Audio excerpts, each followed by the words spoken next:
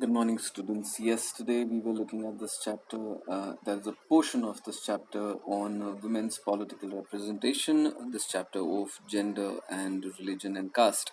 And we had also discussed the complexities if you actually go ahead with a compulsory kind of reservation for women or any segment of the population within the Vidhan Sabha and the Lok Sabha. Of course, it is easy to implement it at the panchayati level, but very difficult when it comes to the level of National Assembly or the state assemblies, because for one very important and a paramount reason, that being you are a democracy, and in a democracy democracy is about equal rights for every citizen of the country. And here, if you deprive a certain section of the population only on the basis of their gender, that you cannot contest or you are not eligible for a certain government post just because of your gender or color, that is gross discrimination, right?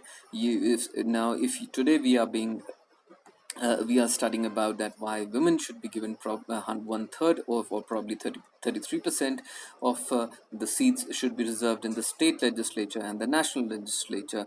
Then you have to understand that had we been trying to propose a similar measure for the reservation of, say, 33% or say 40% or 60% for men, that 60% of men would have would of members in the state or the central legislatures would have to be men, you would have been scandalized that yes, how can that be possible in a democracy? How can you reserve seats? And that is the basic problem, and that is the reason that women right groups have been talking about it for many years. But the political parties, of course, they pay a great amount of lip service that yes, we should do it, we should do it.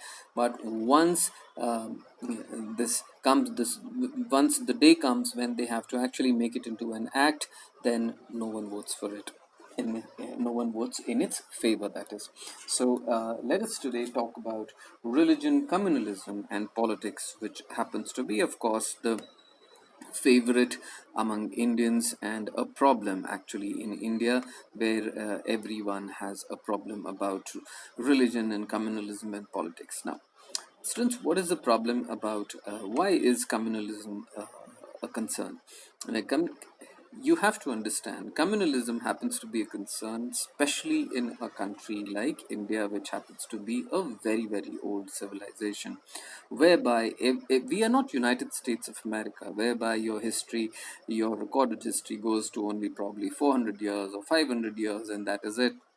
Our history would go back to 6,000 years, 7,000 years, and naturally everything which you see around you has been cemented and perfected over centuries and centuries and centuries. Now it becomes very difficult to bring about certain changes through certain movements and just through legislature or in Lok Sabha. If you pass an act and then it becomes a law, of course it does, but then on the ground it becomes very difficult to execute, because our practices, our conventions and cultures and traditions have been around for thousands of years.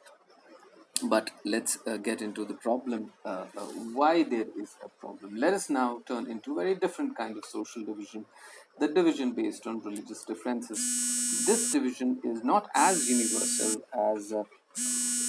as gender, but religious diversity is fairly widespread in the world. Many countries, including India, have in their population followers of different religions, as we noticed in the case of Northern Ireland. Even when most of the people belonging to the same religion, there can be serious differences about the way people practice that religion. Guys, India happens to be a land of different faiths and many faiths, but Northern Ireland has specifically been mentioned and cited as an example here, because you have to understand that Ireland, as a Northern Ireland and Southern Ireland, it's common. With Ireland, first you'll have to understand Ireland as a country is a Christian country. Everyone is a Christian there, right? And they still have sectarian clashes, that is, clashes based on religion. Why? Though, in spite of the fact that everyone is a Christian. Why? Because Northern Ireland, the northern part of the country, practices Protestant Christian, the southern part of the country is Catholic. And that is the reason they found another excuse to keep fighting. Why? Both of them would be praying to Jesus Christ. Both of them are Christians. But then, yes, now the Northernites would say, yes, we are Protestants, and that's why we would have certain unique ways of doing our own things. And the Southern guys would say that, yes, our culture and our traditions are equally important, and so that is why now they have an excuse to fight with each other. And they have been doing it for a very, very long time, actually. So that is the point. Religion can be a great force of unity in all that diversity, but religion can also, can be a reason for the divisive, plays within a society or a community. So consider the following.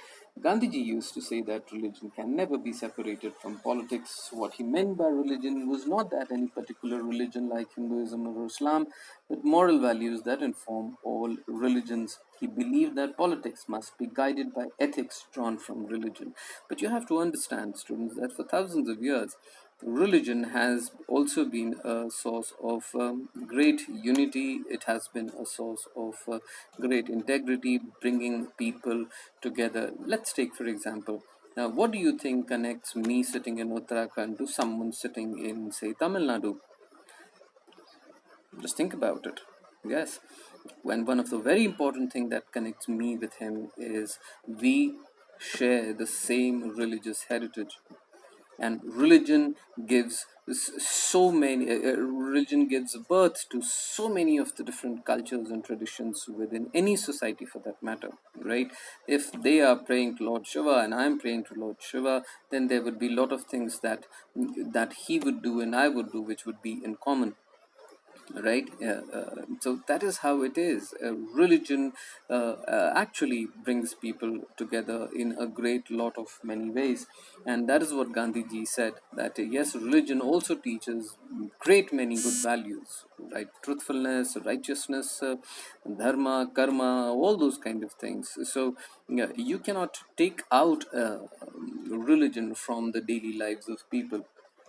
Human rights groups in our country have argued that most of the victims of communal rights in our country are people from religious minorities. They have demanded that the government take special steps to women movements have argued that family laws of all religions discriminate against women, so they have demanded that the government should change these laws to make them more equitable. Yes, students, this is again something which used to be at one point in time a concern, but today women enjoy, as per many critics, more privileges than they should. The laws are completely in favor of them, so today they can't complain. Now, all these instances involve a relationship between religion and politics, but they do not seem very wrong or dangerous. Ideas, ideals, and values drawn from different religions can perhaps should play a role in politics. People should be able to express in politics their needs, interests, and demands as a member of religious community. Okay, that's fine. Communalism. Let's come to communalism. The problem begins when the religion is seen as a basis of a nation. The example of Northern Ireland shows that the dangers of such an approach to nationalism.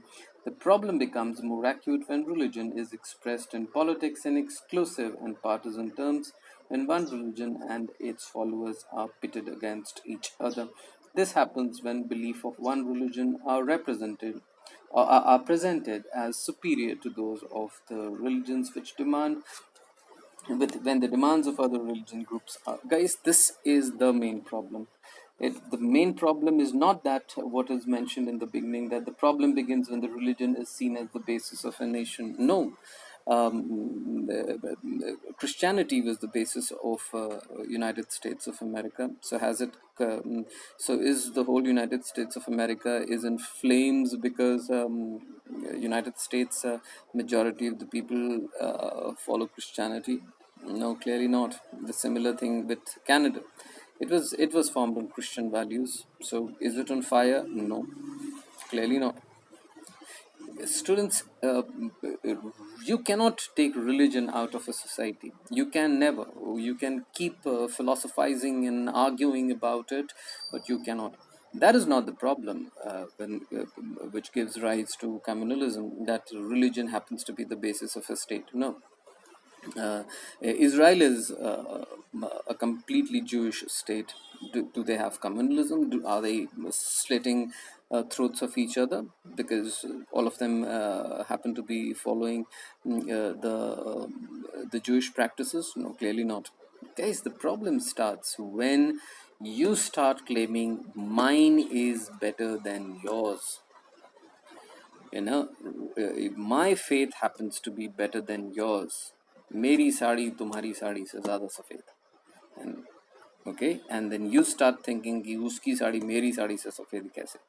That is the problem when actually things start getting out of hand, and that is when and when certain people would like, because they think that what you are practicing is inferior to their practice, and then they want to educate you about how good their faith system is, and then they want to convert you into their own faith system. They want to impress you with their own faith system, and then they want, and if a certain section of the population wants a certain privileges based on the fact that they are following certain practices, then it gives rise to resentment among the other section of the population, and then it breeds communalism. Okay, religion, as per, it's just that it is, when people are following, going to their own temples and gurdwaras and mosques and churches, that is not a problem. That doesn't give rise to communalism. If on Sunday morning I go to a church and you go to probably Bajrang Bali ji ka mandir, that doesn't give rise to communalism at all.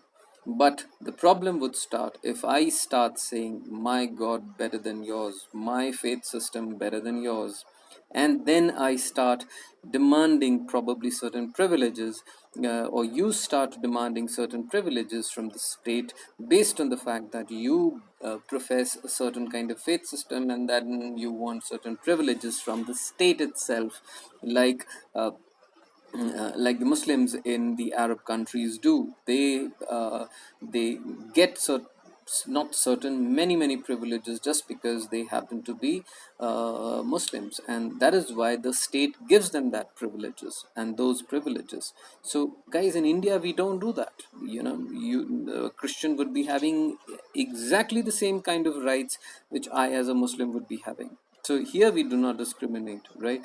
The problem starts when the problem of communalism starts when I start arguing on the basis of the fact that my faith system happens to be better than yours, yours is inferior to mine. That is when, and then I and then guys, you we read in the first chapter of political science, whereby in Sri Lanka, after the nation got independence, the Sinhala population, that was a majority, 74% of the Buddhist population, they felt that yes, because they happen to be in a majority, their system happens to be the best system compared to Tamils and the Muslims and the Christians. They are the best, and that is why every law should be formulated in such a fashion that it ultimately favors them, and it gave rise to decades and decades of sectarian crisis. Guys, so Buddhism was not a problem.